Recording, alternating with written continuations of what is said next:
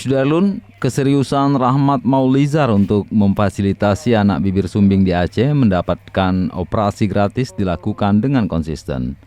Pada Serambion TV, Rahmat mengatakan mulai dari Sabtu 11 Desember 2021 sampai hari Kamis 16 Desember 2021, ia berkeliling di 4 kabupaten untuk berkunjung ke rumah keluarga yang memiliki anak istimewa. 4 kabupaten tersebut yakni Bener Meriah, Aceh Tengah, Gaya Luwes, dan Kutacane. Hasil dari berkeliling 4 kabupaten tersebut, sebut Rahmat, ia menjelaskan ada 10 calon pasien yang akan melakukan operasi mulai dari Januari sampai Maret 2022. Rahmat menyebut bagi siapapun yang mengetahui ataupun dalam keluarganya ada anak istimewa atau bibir sumbing, maka bisa menghubungi Rahmat Maulizar agar bisa difasilitasi untuk operasi gratis yang dibiayai Smile Train Indonesia. Kabupaten Aceh Tenggara, tepatnya di Desa Jambu Papan.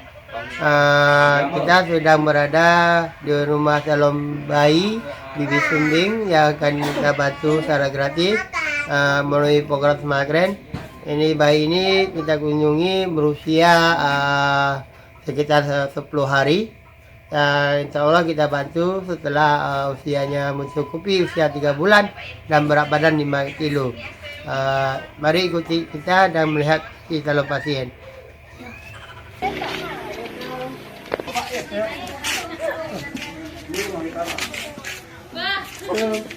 Senyum dia. Senyum. Saya senang sekali Bapak sudah nyampe ke rumah kami tidak menyangkanya Bapak sudah nyampe ke rumah kami senang sekali karena Bapak sangat perhatian sama anak kami yang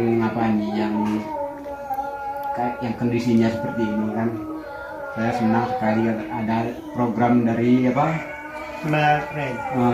Insya Allah anak ke Bapak Ibu kita bantu melalui program Smile. Jangan khawatir, insya Allah akan kita bantu melalui program operasi bibir sumbing gratis ini. Tetap semangat Bu ya, kita rawat bayinya dengan baik. Setelah usia 3 bulan, berat badan 5 kilo, bisa kita bantu operasi di Rumah Sakit Malahayati Banda Aceh ya.